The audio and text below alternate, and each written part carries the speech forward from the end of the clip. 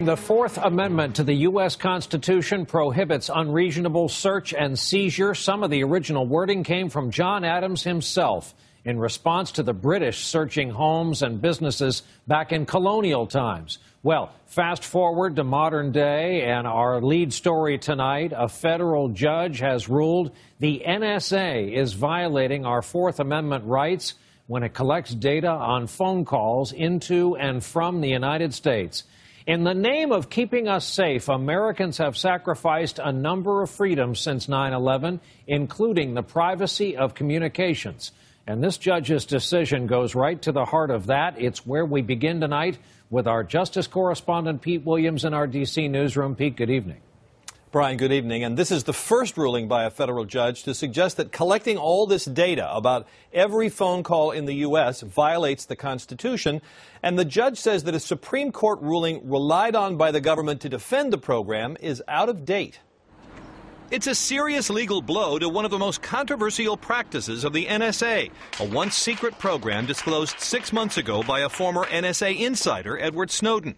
The NSA gathers metadata, logs of every phone number dialed by U.S. phone customers, and dumps it into an enormous database. So much data, the NSA is building a huge new facility in Utah to help store it all. The man in charge of the NSA, Keith Alexander, defends the collection and the secrecy. The purpose of these programs and the reason we use secrecy is not to hide it from the American people, not to hide it from you, but to hide it from those who walk among you who are trying to kill you. The NSA says it checks the database only when it has a terrorism lead tied to a specific phone number.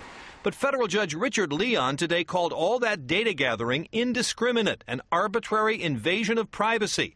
I am not convinced, he said, the NSA's database has ever truly served the purpose of rapidly identifying terrorists.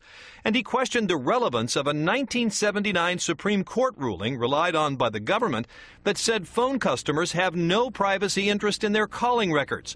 The judge said that's been eclipsed by technology and what he called a cell phone-centric lifestyle. It's ultimately going to be a decision for the Court of Appeals or the Supreme Court to decide anyway. So what this one judge decides today is just a conversation starter, not a conversation stopper. But it's a victory for a Washington, D.C. lawyer who wanted to stop the government from collecting information about his calls. Metadata is information which allows the government to be able to tell who you're associating with, whether it's your doctor, your lawyer, your accountant, whoever. It's extremely intimidating. As for Edward Snowden, the Obama administration today rejected any idea that he be given amnesty in return for ending the leaks. He should be returned to the United States as soon as possible, where he will be accorded full due process and protections in our systems. The judge today put a hold on his own ruling to give the government time to appeal so the NSA can keep on gathering the data for now. In a statement about today's ruling, Snowden said a secret program, when exposed to the light of day, was found to violate Americans' rights.